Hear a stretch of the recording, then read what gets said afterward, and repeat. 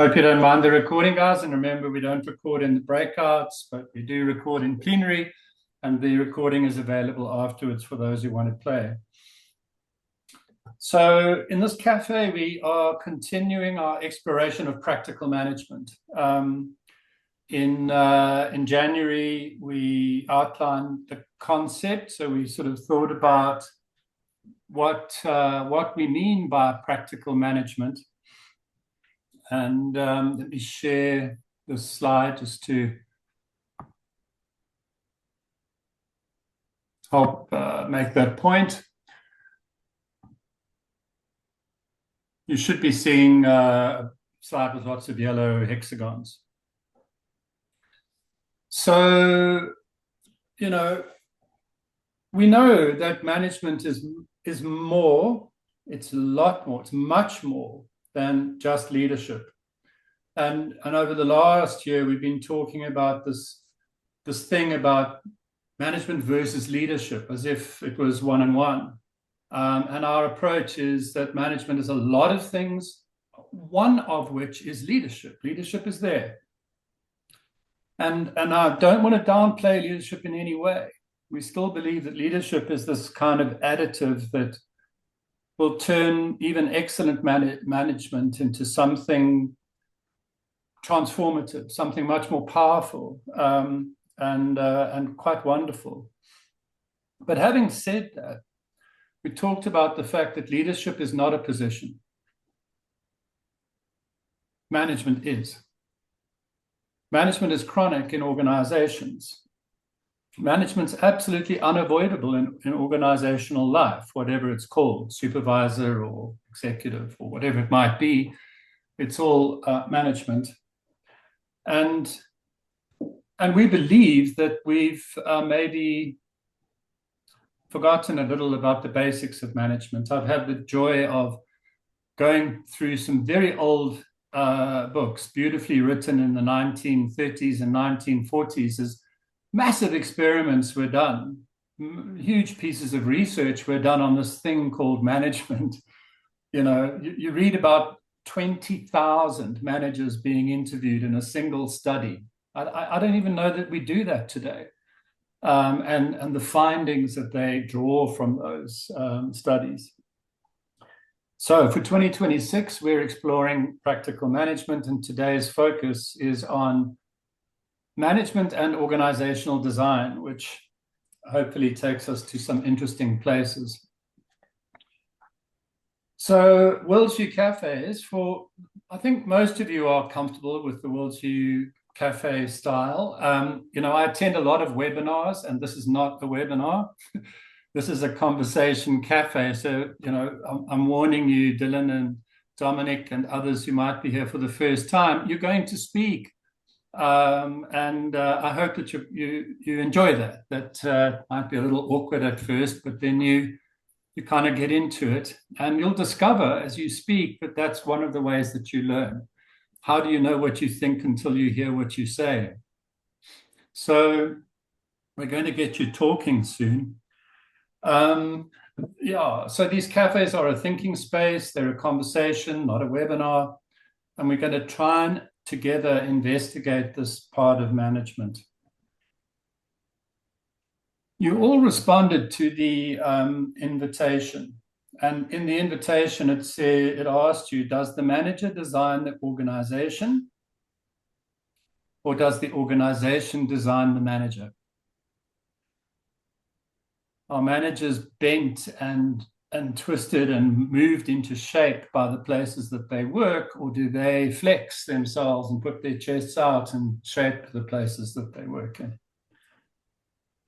Who designs who?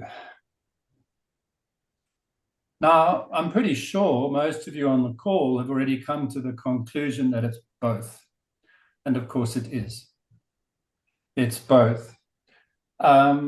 When we show up into a particular organization, we all know, and we'll have a look at it, that there's a particular way that organization works. But at the same time, every human being brings something to that space, even if it is just their personality, or their personality plus their experience or their personality plus their experience plus their ambition, and make some sort of change or some sort of impact. So why this question? Well, the main part of the question is to get you to think about, what do we mean by organization design? Because we're later going to talk about, do we mean structure? And of course, yes, but no. Design meaning everything about the organization.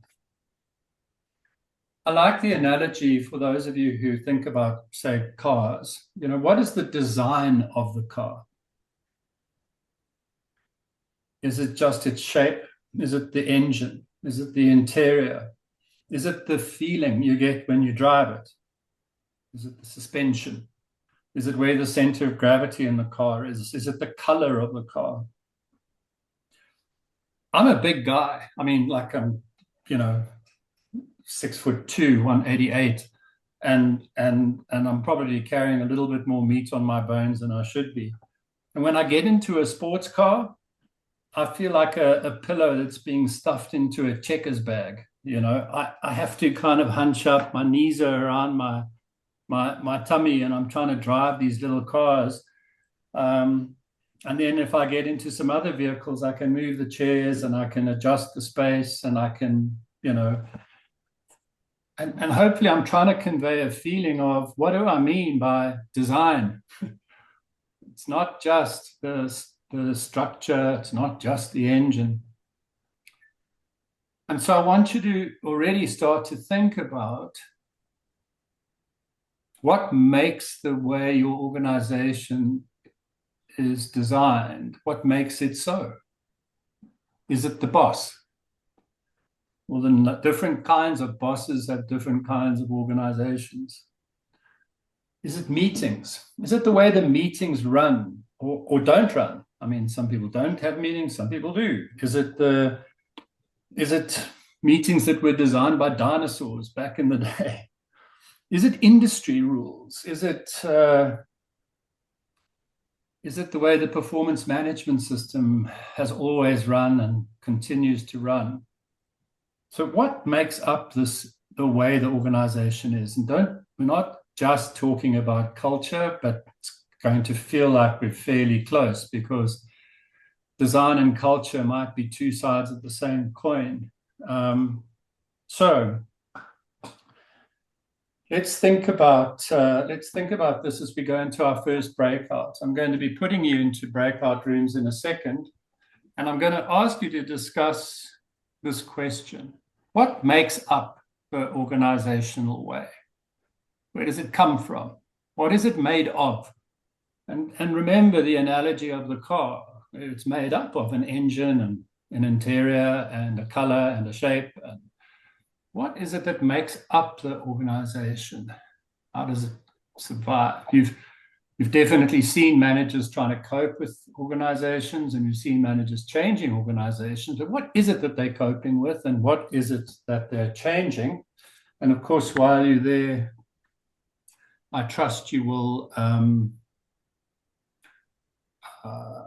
enjoy a little bit of time with each other and get to know each other. So now I need to quickly set up your breakouts. I hope you're making a few notes about what you're going to discuss. I don't have Liesel with me, by the way, and if you're missing her, that's because she's working with the Tshwane University of Technology today on some team and personality issues. I'm going to create, I think, just 3 breakout rooms. I'm going to assign you automatically, and let's see what happens. Mel Pillay, welcome. Everybody else, enjoy your breakouts. It's going to give you about 7 minutes, and then I'll bring you back. Off you go. Welcome back, you small and happy band. Hello, Michelle. Hi, Craig. Good, welcome back. I hope Dominic and Dylan were treated well by Louise et al. In that room. Now, Craig, just even the fact that you asked that question is a very shaping thing. what is the expectation you had when you sent Michelle and me with Dylan and No, my disclosure up front was honest. It was auto assignment, so they were lucky enough to find themselves in the room with you. That was a decision of the universe, and then I had a little smile to see that they were there. So my expectation was that they got some airtime. Yes, I will do. Well done, Dominic and Dylan. I think this is your first. You are now OD breakout room experienced. Good. What did you notice? What came up in the rooms? Louise, I am going to go to you. I know that you've got something to say, so I'm going to harvest that first if I can. What are you noticing in this conversation? Yeah, I was struck by the stories we tell. And we all have stories. We have stories about how powerful or not powerful we are. And I think that is a massive factor in this. And then the other part, which is, I kept thinking, and I think I said it at some point, and it was just we were reminded, all of us in the conversation, is organizations. So, I come from the world that says organizations are complex, responsive processes of relating, which we won't go into the detail of that.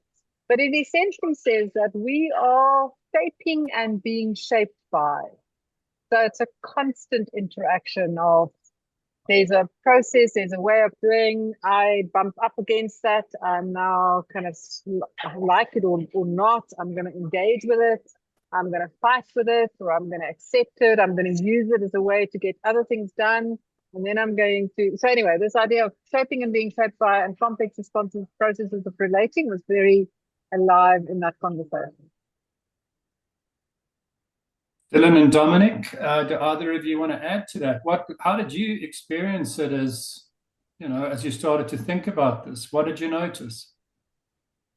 I think both Michelle and Louise have far more experience with this than I do. So, learning experience. Yeah, that's interesting. Oh. That's that feeling, Dominic, that we're trying to get to, actually. I was in a meeting with a different organization yesterday. I'm coming to you now, Dylan, about, how strategy is executed. And they're wrestling with that. Louise, you know who this is. That's that call you made in Cape Town. And the managers all feeling, Dominic, what you just said. I'm not experienced, somebody else is. And the moment you say that, you kind of question your own ability or your self-confidence in trying something. And we're going to talk about that on the rest of the call. The setup of the call is after this debrief, I share some thoughts with you, and maybe they'll help. Dylan, what did you notice in the conversation? So from my side, it is very nice to obviously hear from people that have a lot of management experience. What I took away from that is that it doesn't matter how high up you are in a company, you can always make an impact.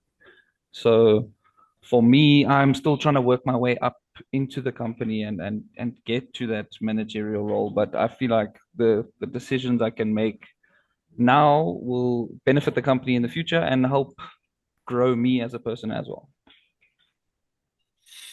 Thanks, Dylan and Dominic. Bit of pressure on you. You're kind of the representative of a lot of people on this call are trying to shape the way young managers are thinking, and they're going to be hearing the voices of their own teams through your voices. So thank you for that. Michelle, anything else you wanted to add there? Craig, just from my perspective, we're part of a larger corporation, so we shaped a lot by some of the history of that organization and the management structures above us. But being in, like I mentioned in our group, being in South Africa, we've been able to do a few of our own things independently, which sometimes actually has put us ahead of the rest of the group. which has been interesting because we're able to kind of make certain decisions for ourselves. So I think it's a bit of a mixture in our environment. And probably, I think we're going to all come to the conclusion that it is always a mixture, but the organization is shaping us and we are shaping the organization. And there's something in there, that word agency that we all love, is how do you awaken the positive agency of the Dominic and Dylan, first line, front line, middle managers? And what does that agency look like? And where do they have power and authority to change things? That was group one. We debriefed all of group one, but I don't know if anybody in group 2 and 3 noticed anything different or anything else that they would like to add or reinforce. So I don't know, you guys know the drill, the rest of you, some spokesperson from room 2 and from room 3, what are you noticing? Can't remember which room I was in, Craig, but can I share from our group? I mean, I can't remember my group number, but in our group, Mel kicked off by sharing that she thought that organizational leadership very much frames organizations, and that is what flows into how your organizational culture sort of develops over time. And Demi kind of challenged our thinking by asking, but what do we mean by an organization? How does it start? What does it develop into? And how does it kind of develop along the way? And he had a lovely analogy about, he thinks organizations are like works of art that get interpreted differently by different people. And also in that interpretation shapes the way in which they respond to the organization. And that was a lot of food for thought. And some of what I added in was really about, I think it's always such an interesting topic, because for me, an organization is never a static thing. It's in constant motion. It's a very fluid sort of thing. And yet we try to ascribe static qualities to organizations. And I guess we have to make sense of them. And so very often, and something that I shared, is the way things should be. So the procedures, the processes, the systems, the rules, regulations, the way in which an organization tries to operate and requires people to operate. And then there's the way people respond to that and engage with that, and creating little mini designs all over the place. And so that's what makes it so tricky sometimes, I think, for managers to cope with and survive in, and teams of people as well. So that was some of the takeouts from our group. Anybody else in Beatrice's room? I know Mel was there and want to add anything?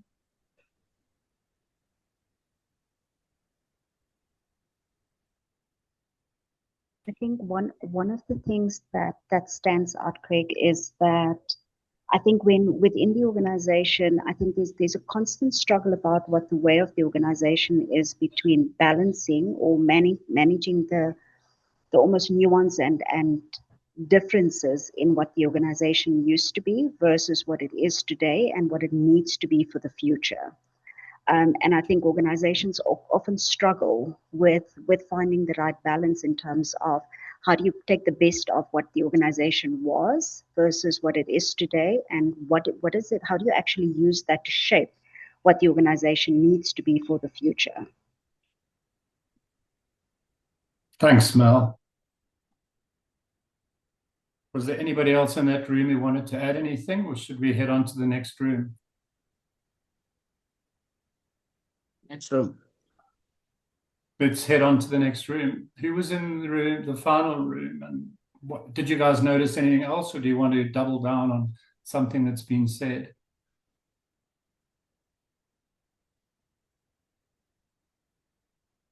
Who did you have, Sindiswa?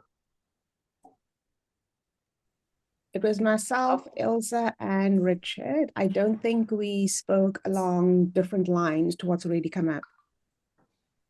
Okay. So you agree, Ilse? we can move. Yeah. So I had the question, and I still have the question. In those same books of 50 plus years ago that you spoke about, we always said that structure follows strategy. Is that still so? Or is this a very old way of looking at it? But just the question of where does it all come from? The whole thing of strategy. We also discussed how absolutely to the point your article was about walking in that botanical garden. So I think it describes it so well, that whole dynamic, the adaptability. If it rains, you weed. If it doesn't rain, you water. And what does the gardener do if he sees somebody actually plucking the flowers, which you don't supposed to do?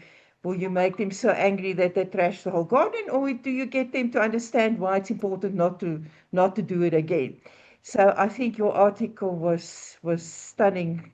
And those that, if you haven't read it, go and read it. It actually explains it so well, so nicely. I'm so glad you liked it, Ilse. That article, I edited it 3 or 4 times because it was a bit more whimsical than usual. Hey? It had a bit more story, but anyway, But I even went though with it it. was long, it kept me reading the whole thing. So Good.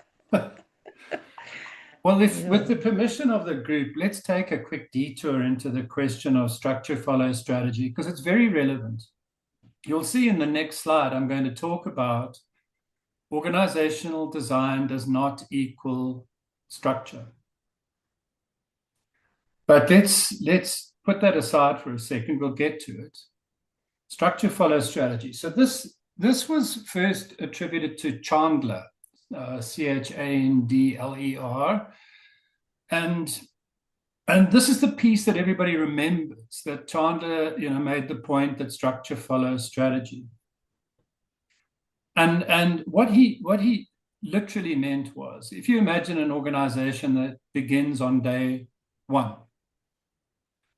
it has a plan and it builds out a structure to execute that plan. So maybe Louise is going to handle marketing, and Michelle is going to handle operations, and Beatrice is going to do finance, and we create a bit of a structure. That's literally structure. It's roles, titles, jobs, who reports to who, the organogram.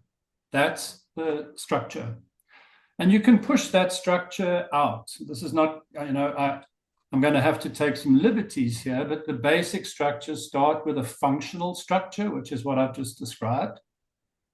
This marketing function, HR function, operations function, accounting function.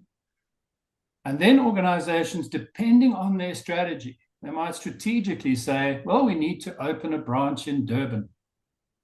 And they then move to a geographic plus functional structure, geostructure. The strategy was to go to Durban. You ended up with a branch structure. Maybe then you've got a branch in Durban and Cape Town and PE, and each of those branches need functional support. So maybe HR stays centralized, but operations go to the regions, or whatever the case may be. Then that company buys another company. So now they've got 2 products. They used to have 1 product. Now they've got 2. Now they've got to layer a product division into that structure. So how does the strategy of multiple products wrap into the structure? And so you have product heads reporting to different divisional heads, and the geo product stuff starts to get a bit mixed. And then you start playing with hybrids of structures and back front and all sorts of designs. But it boils down to Chandler's original saying that structure follows strategy. But the point Chandler was making was the structure, I think Beatrice talked about the fact that the organization is always changing. Well, what do we mean by that? Well, its strategy changes. Its way of coping, its way of moving itself into the future changes. So you get strategy number 1, structure number 1. Then strategy number 2, structure number 2. Strategy 3, structure 3, strategy 4, structure 4. And over time, those structures pile up like paint on a wall. structure 1, structure 2, structure 3, and you get this kind of tangle of history. Michelle talked about the power of history. And that tangle of that history is well-worn paths of ways of doing things. In the IT world, they call that a technical debt. They've got this tangled web of old IT solutions on top of new IT solutions, all kind of weaving their way together. You get disruptors coming in like Capitec who have no technical debt. So they start clean on a brand new IT platform, at least for the first 10 or 15 years, while they build up their technical debt. And then Time Bank arrives with their clean technical structure and zero technical debt. And that technical debt is a way of thinking about organizational design debt.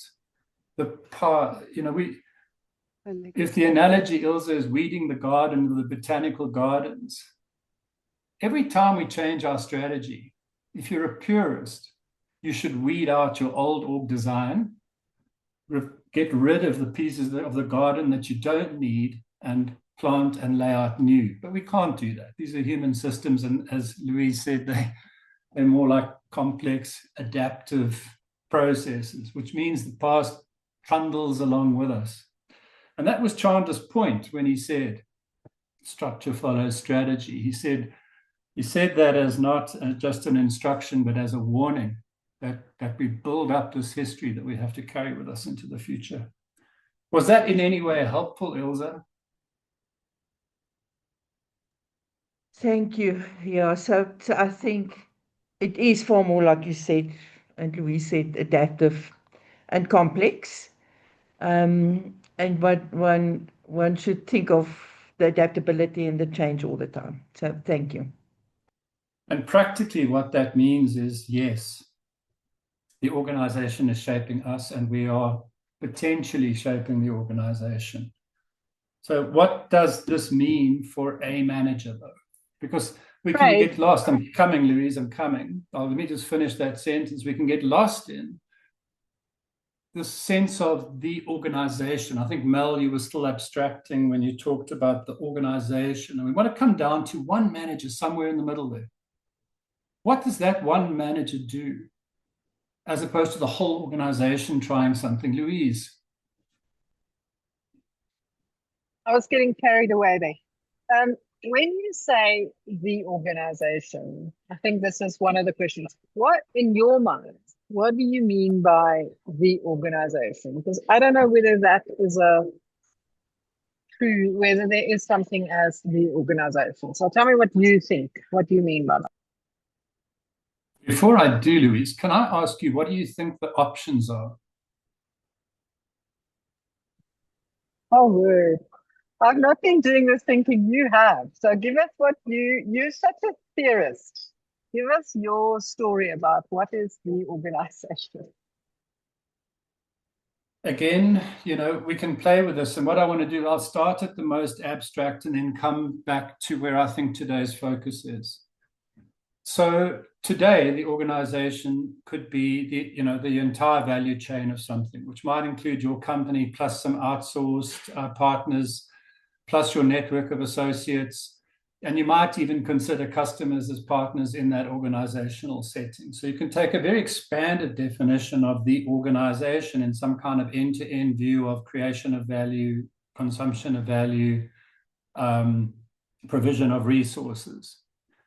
Then, of course, the standard view of the organization, which is bounded literally by the employee set, and then maybe some directly, even part-time contracted work into the organization, which is more traditional. So that would be the organization. And then the organizational definition I want to get closer to is if you are departmentalized or divisionalized or geographically dispersed. In Michelle's case, she would think of the organization, at least the organization she can start to shape, as the South African operation. And if you are in a multi-product company, you might think of the organization as your division. So the insurance division, short-term insurance division, as opposed to financial wealth division or the retail division or whatever else it might be. You might think of that as the organization. But then more critically for me, I want each manager, every manager, whether they're called supervisor or manager or whatever, to think of the organization as their island of sanity, their sphere of influence, their organization. So Dominic may have 1 or 2 people reporting to Dominic, and Dylan may have 2 or 3 people reporting to Dylan. And they can think about that as their organization, their part of the world, where their agency can play. So I agree with the sentiment of your question. I think it's fluid. I want to dig deeper here, because are you only talking about the people in the organization, or are you talking about all of the things that contribute to the idea of organization, the processes, the systems, the technology, the rules? Oh, Louise, thank you for clarifying. Yes. So in very traditional WorldsView way, we use the establishment and adaptation landscape to think about those boundaries. And so our definition of the formal elements of the organization would include, firstly, purpose and goals. So at its heart, the essence, the question of why. So Dominic and Dylan in each of their teams might say, why does this team exist? And that would provide some boundary for their unit. Why does it exist and what is it trying to achieve? Beatrice, I see you back shortly. So firstly, this question of purpose, the why, and direction, the goals, is a very powerful anchor. Then processes and capabilities. So what is that unit trying to be good at doing? Dylan and Dominic would each then answer that for their team of 3 or 5. What is the competence of this part of the organization or the organization as a whole? And you can apply that, of course, to whether you're talking about the meta definition of the organization. There would still be some capability it's trying to achieve, or down to one team. What is the capability? And process. How do they try to achieve that capability? So that's the second element. First purpose, then process, then systems, sitting very much in the center of this. So technology, we know, is an incredibly powerful lever for the way organizational life is experienced. So the choices of technology and all tech sits right at the center in that third element. And we know that some organizations are still kind of behind the times, low tech. Some organizations are kind of there in the middle, and some are reaching out into technology that is completely reshaping all sorts of things.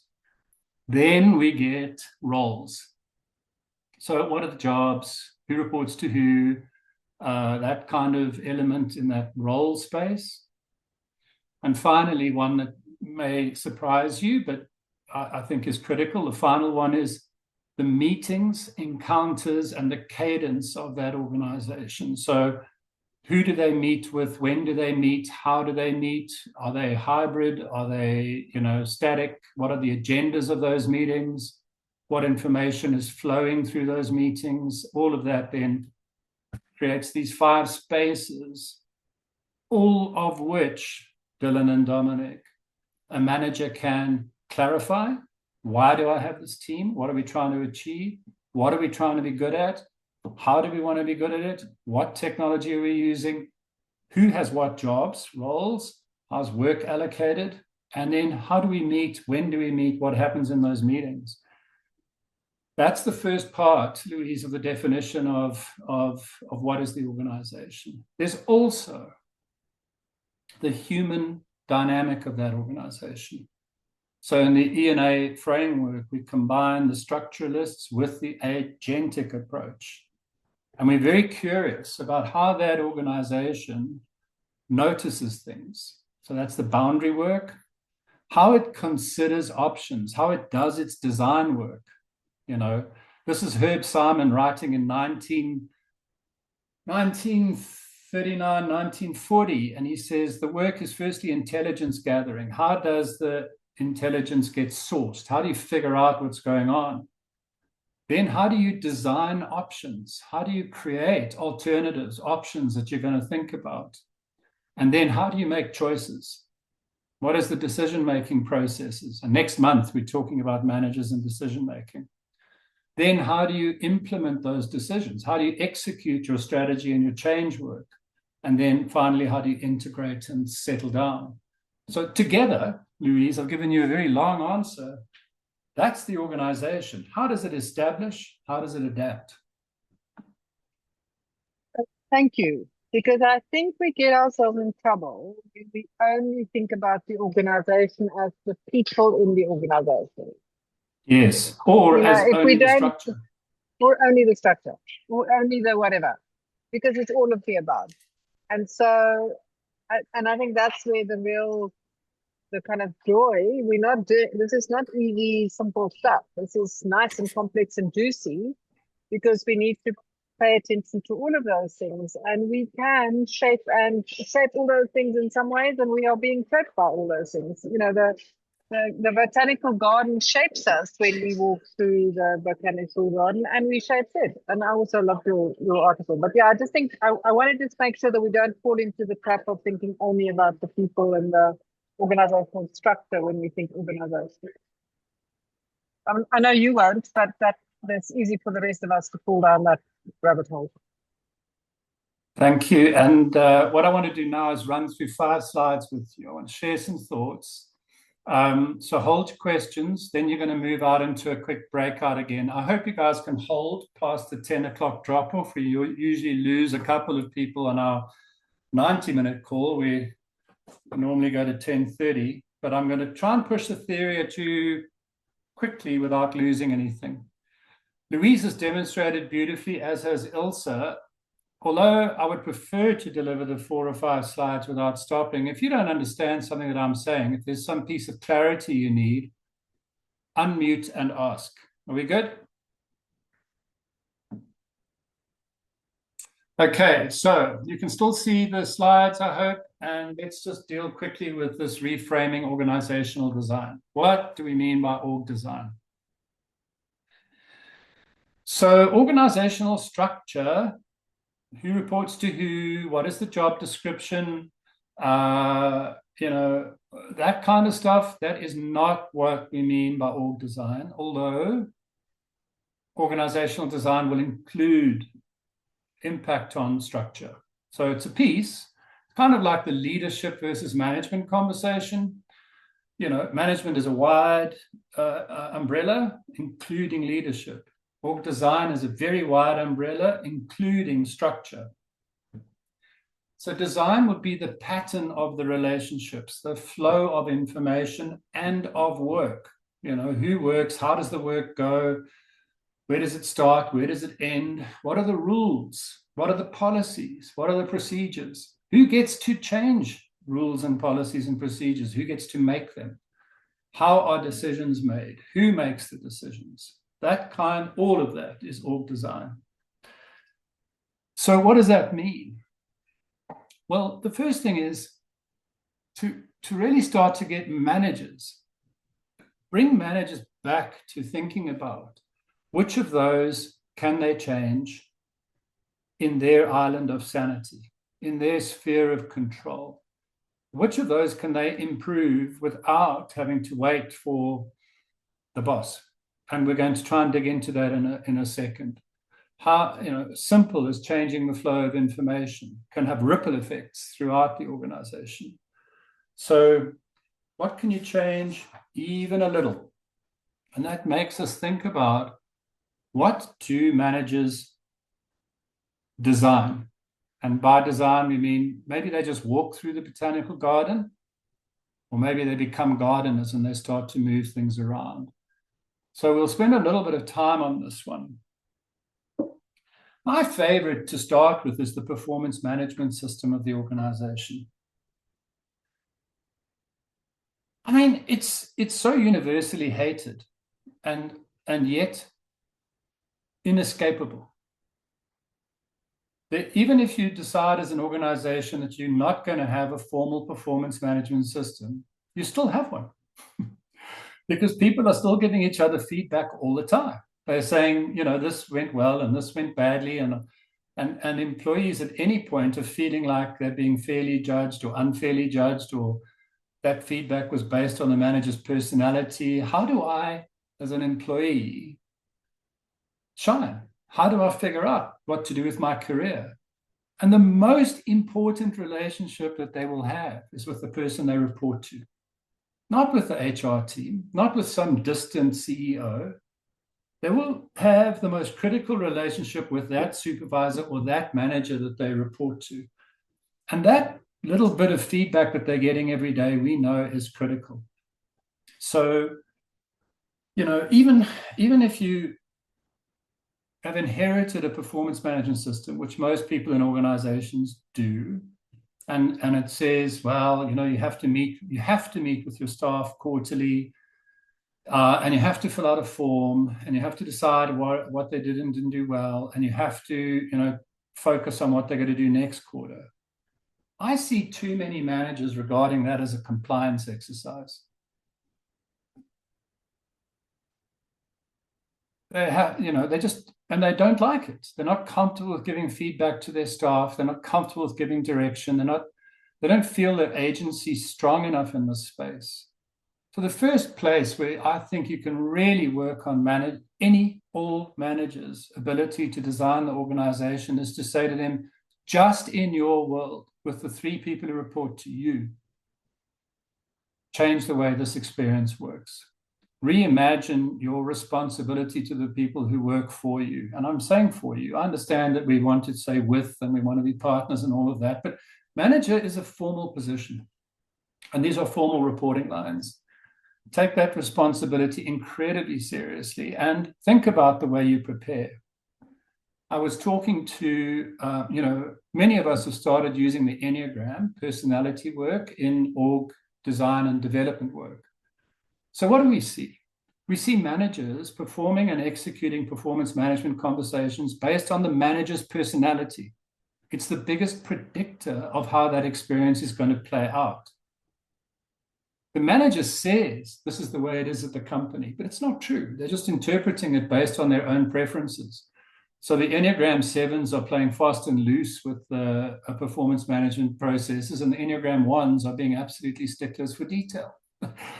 Irrespective of what the company system is, help the managers to reimagine that a performance management or a performance enablement or a performance improvement or whatever language you're using in your world is about that relationship, that forming that developmental relationship with the 3 or 5 or 7 or 10 people who report to that supervisor or that manager, and changing the way that works. That truly is an act of organizational design that any manager can be equipped to make small changes in over time.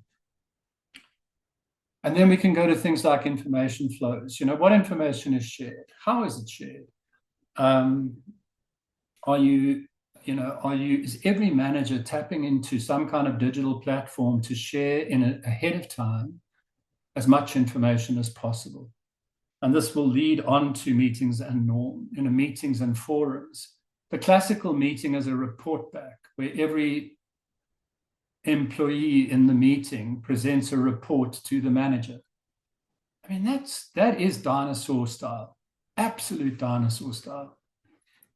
Those reports could have been tagged on to a digital platform a day before the meeting. And all the information that you used to gather in a report back could be on some kind of management information system.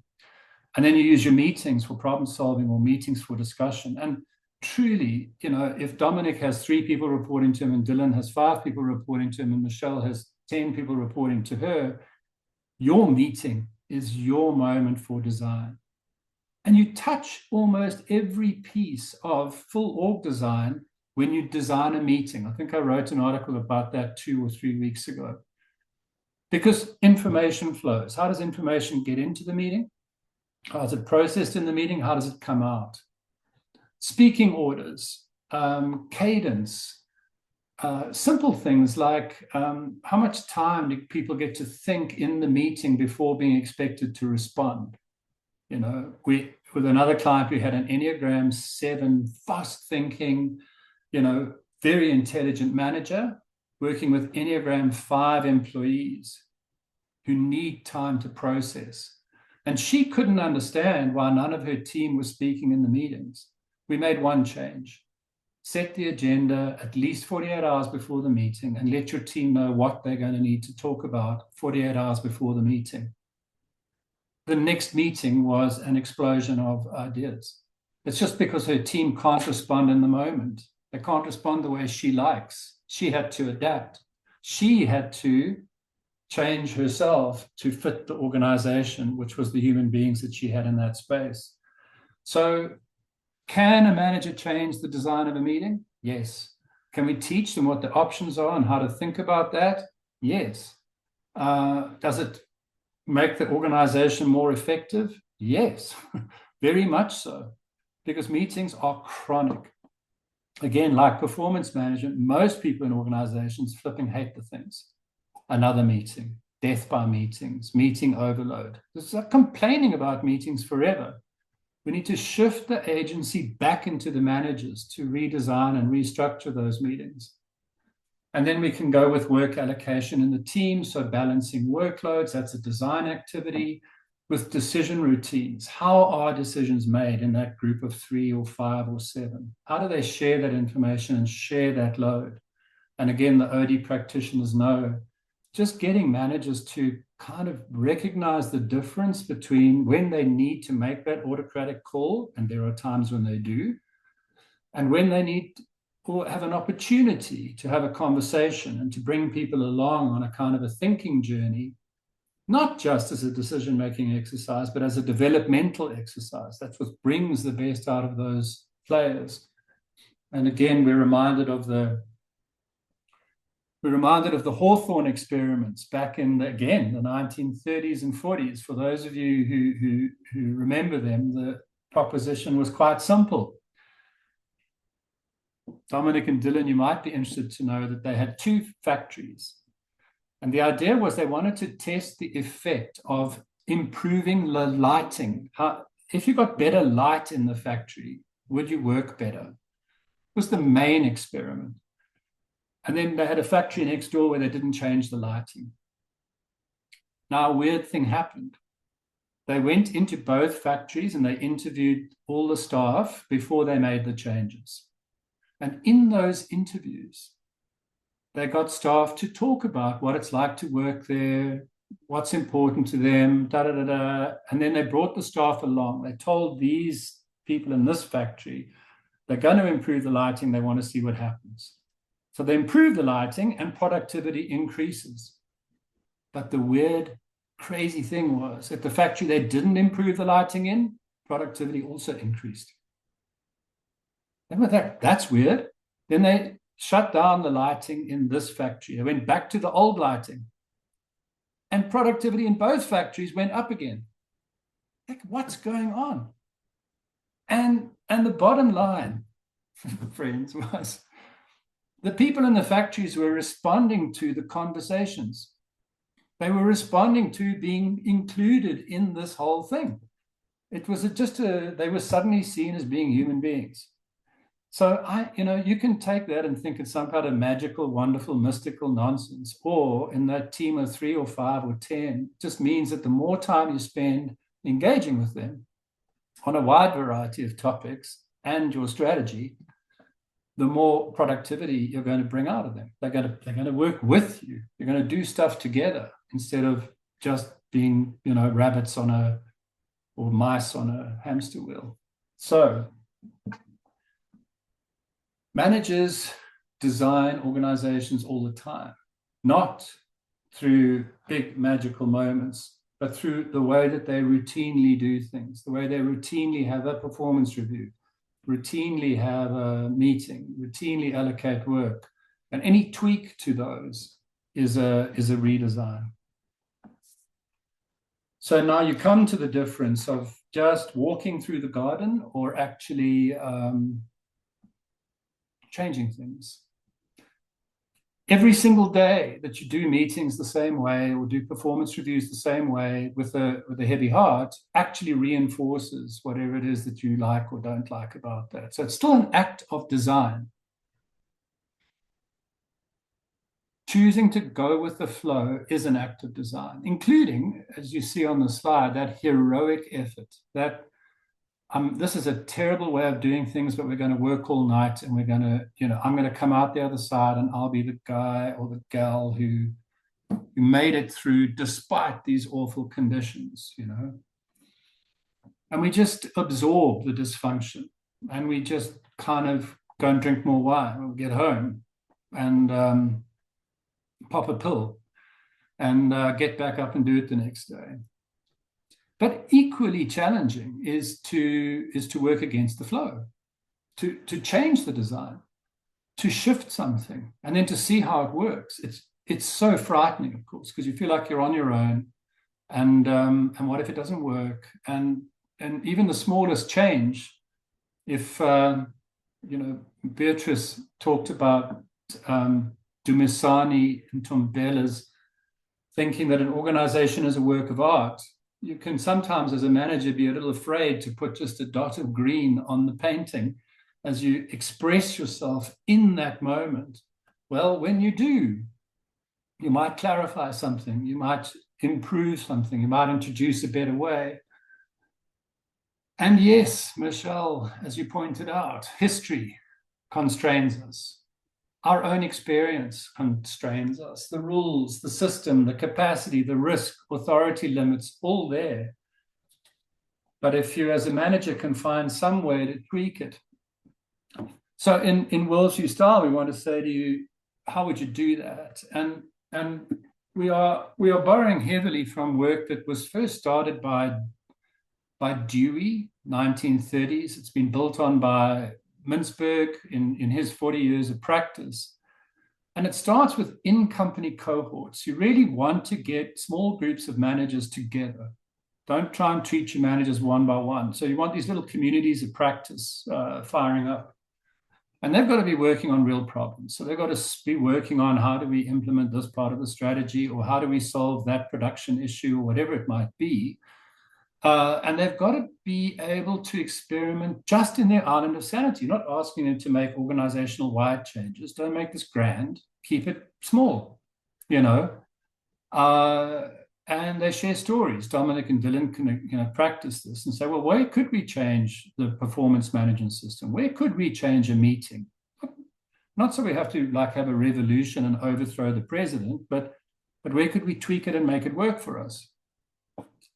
And then share the stories, because the stories matter.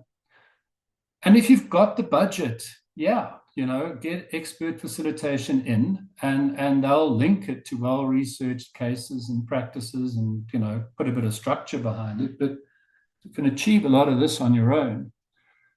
So back to breakouts. I want you guys to just talk and try and process this in small groups, and then we'll wrap it up together. So you get 8 or 9 minutes there.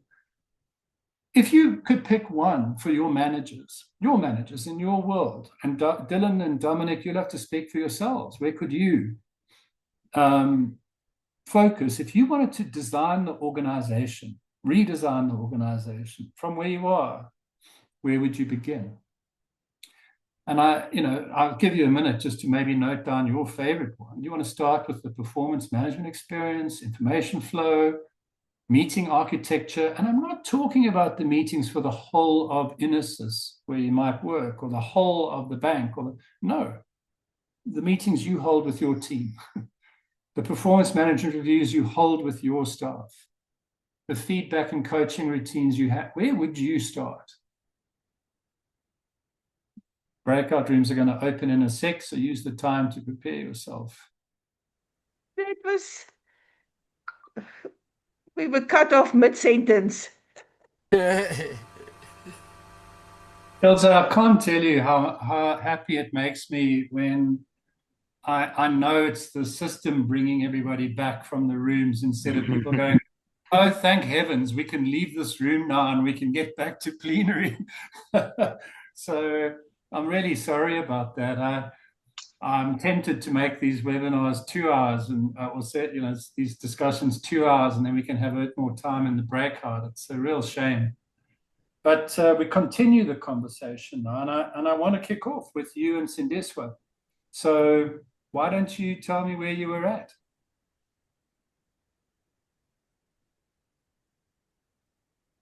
So this one will I start? So we did say this is a very loaded question. We did say it depends. Because if I'm a new manager and the team is static, I may focus on different things. Now you keep on, we need our list. Bring back the list. I can bring back the list if you'd like. Okay, no, but I can talk. We also thought that the whole thing of feedback, communication, coaching, empowering the team would be critical. We had a very interesting conversation of the conflict. Because I said, well, you deal with conflict if there's conflict. And Sandusa said, maybe not. You don't try and solve the war during the war. You don't get peace during the war. And then Sandiswa can share, because I then said, as a consultant or being part of a consulting firm, when is she most often called into? For what? For what on that list? And that's where I'm going to end. Anything to add this in this one? Right. I think Ilse covered it all. What I was adding was when conflict arises, yes, we need to deal with it, but often the reality is at that point, it's about resolving the conflict. You don't sign a peace, I don't even know how to explain it, but quite often it is better to set up the conditions and the ways in which we deal with disagreement and conflict before it arises than when everyone is hunkered into their positions and they're not open enough to take in different perspectives. What we did agree on in the entire group was there are some low-hanging fruits on that list that would then create fertile ground for any manager, as Ilse was saying, starting with feedback, because that then becomes a leverage point for performance management processes. And also it then also feeds in, and also meeting culture, because those are two things where managers are present and active and can be doing something all the time. So if those practices shift and are more in line with the culture that that manager wants to cultivate, those then become the bedrock for implementing any of the other areas that were on the list. Absolutely bang on. And Dylan and Dominic, I hope you guys are taking notes, because we're going to get to you towards the end and ask you, is this practical? We want to talk about practical management, not airy-fairy theory. And is it possible that you could think about how you give feedback to the 2 or 3 or 5 or 7 people who report to you, and just start your organizational design work as experimenting with that? And I use the word experimenting quite consciously. How could you change the way you give them feedback? And that there is a lot of work there. You could take 3 months to think about that. You need to understand your personality, their personality, how feedback best lands with them. You try different things. You go slower, you go faster, you give more information, you give less, and you play with this to find some sort of sweet spot. Thank you so much. In the next room, we had Beatrice, Dumi, Mel, and Mo. Mo joined us. I'm not going to pressure you to speak for the group, Mo, unless you particularly want to. So to someone in that room, what was your advice? Where would a manager start? If you had a manager sitting across the table from you now saying, where should I begin? What did you come up with?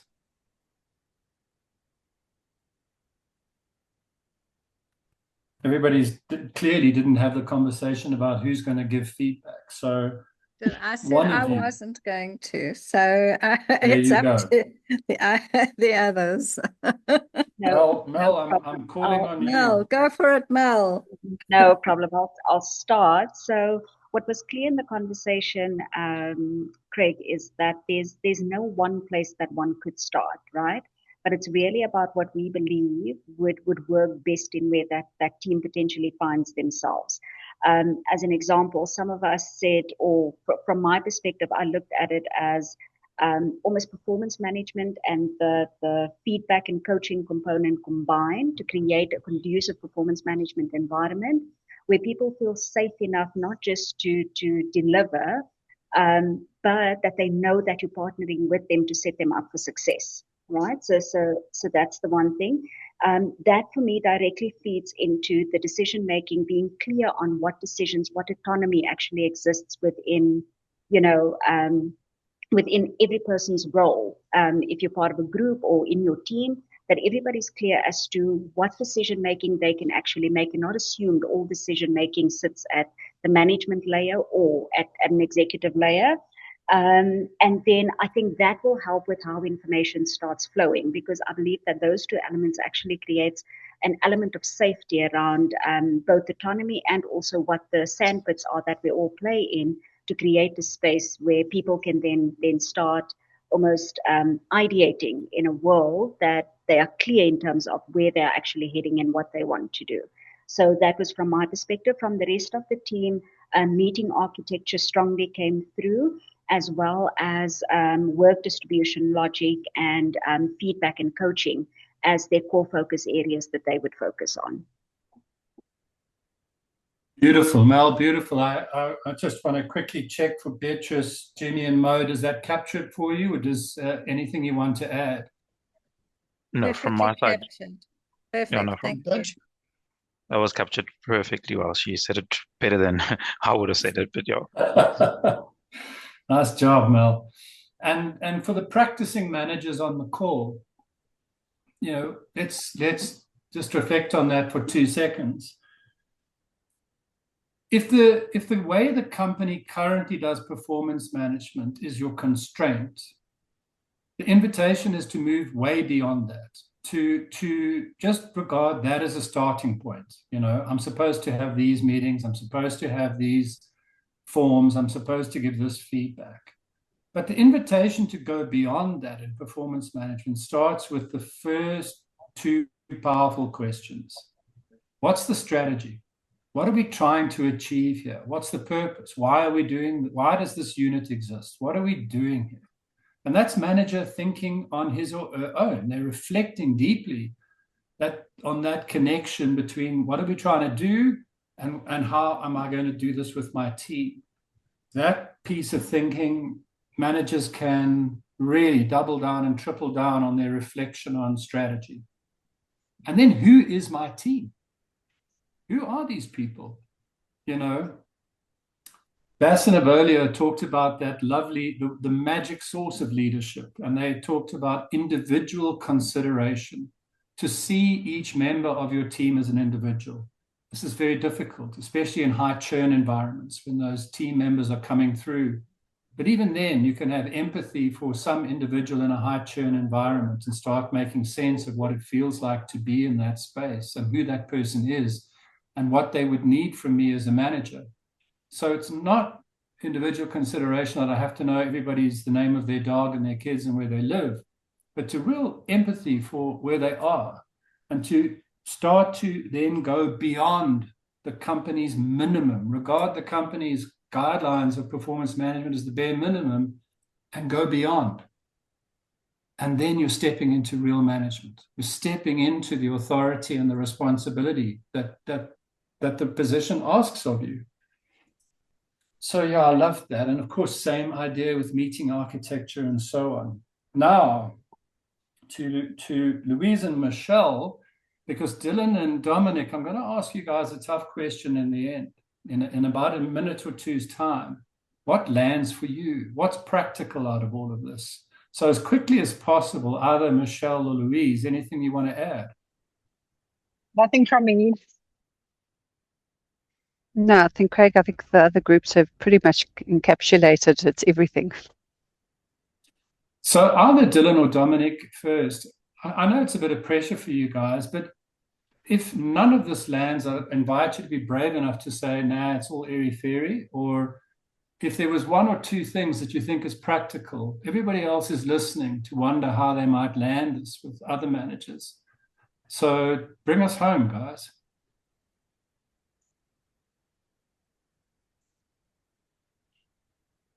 I don't know. It's on our side. It's more. I'm actually starting this all wrong. It's more on it's all about upper management. So we have a very, I think it's called a flat management structure here. We have one boss and he's God. There's nobody above him. We answer to one guy. So he has also very fixed ideas on how things should happen. And we have changed things. But it's often difficult because one of the things that makes it very difficult is that myself and Dylan are very different from each other, and the two of us are very different from Bill. So finding common ground is difficult. You know, we can chat and you can talk, but you can't really. It's often very difficult to bring up things that would make changes when you know that he's absolutely against it. You know, it's not his thing. It's not something he would even be open to. So you've got to work on things that you can change, and hopefully over time the little changes build up and you make a big change. Yeah. Beautifully put, Dominic. Thank you. You know, for those who've been following the WorldsView calls, we talk about the form and force of the organization, and you work in what Mintzberg calls that personal enterprise, that small to medium-sized firm, highly dominated by the power and charisma of the founder, leader, manager, owner, and the forms and forces of how that, you know, what does organization design mean in that space, as opposed to, say, a highly bureaucratic enterprise or a professional firm. Dylan, did you find anything that you might try with your team? A minute for you. Yes. So from my side, like obviously you've heard what Dominic says, but for me, it's more about making a series of small changes so that it can create the big change that I want. I feel like that's a better way of getting through to our boss. I mean, I've been here for a fairly long time, so I do know him on a personal level. So it's just trying to get my message across, but like in smaller chunks, so it's not such a big shock. So it's not like, you know, I'm trying to take over and change everything. It's more about putting small ideas in his head so that he can then make that decision that benefits us or benefits me, or like where I'm trying to go. And then another thing on the feedback side for us, we've got a big range of different ages here. So it's trying to understand how you speak to the different ages, because you've got guys that just come out of the college at 19 or 20 joining our team, and then we've got our oldest guy here is 78, I think. So it's like the different ways of trying to communicate and manage those people, whereas someone who has worked a long time can take criticism fairly well, and someone who's new to it can't. So it's just understanding that. So yeah, that's pretty much from my side. Well, Dylan and Dominic, you brought us back with a sharp slap in the face to the real world, where the executive power and the executive pressure and the power of the way things are just seems so much. I think from all of us on the call, and to all of us on the call, good luck to both of you. And to, am I sharing my screen, by the way? Is the screen still sharing? No, not yet. No. It's still, yeah. So let's close out with this. Good. You guys should find your island of sanity, even in the world dominated by your boss, by Bill, and start to experiment. And as Dylan said, make some small changes. Change. Just because you get feedback in one way from your boss, try it a different way to your staff. Just because your meetings with your boss are running one way, try a different way of running meetings with your staff. For those of you who are keen, this is the journey we're making as WorldsView. Managerial decision-making is next month's focus. How do you make decisions? And we'll look at the past of management, the present, and the future, which is what Mel talked about in the call earlier. So that'll be March's focus. I hope that you can all join us. Follow us on LinkedIn if you want to see the build up to that cafe, and we'll be continuing our management journey. Thank you for joining. Thank you for staying. See you in a month. Perfect. Enjoy the day, Thank everyone. you very much, Thank Greg. you. Thank you, guys. Thank you. It was most Just bye. interesting. Okay. Bye. Cheers. Bye.